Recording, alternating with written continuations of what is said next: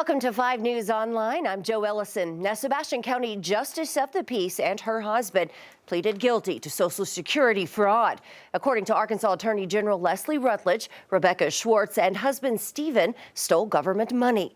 They allegedly fraudulently accepted Social Security disability benefits while operating a countertop remodeling business. They face 10 years in prison. Rebecca Schwartz was elected as Justice of the Peace in Sebastian County in 2020.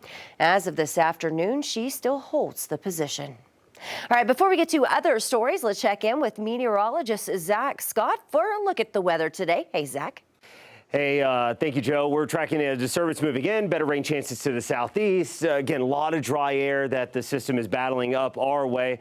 We could still see some spotty sprinkles across northwestern Arkansas, slightly better chances as you get down to our far southeastern zones for a passing light shower. We're only topping out overall in the lower to some mid 40s in northwest Arkansas. We're already in the mid 40s and lower 40s in the River Valley. So temperatures not going to move a whole lot today. Looks great Wednesday. We're talking 50s, 60s on Thursday, and tracking a cold Friday with a chance of snow.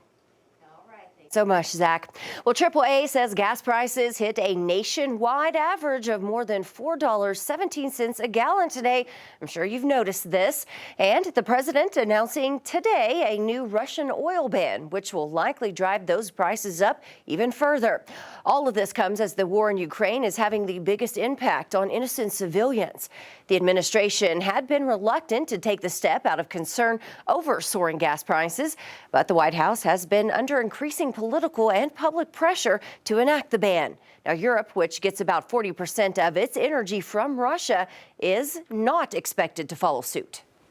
The United States produces far more oil domestically than all the European countries combined. In fact, we're a net exporter of energy. So we can take this step when others cannot. More than 2 million people have made it out of Ukraine since the war began nearly 2 weeks ago.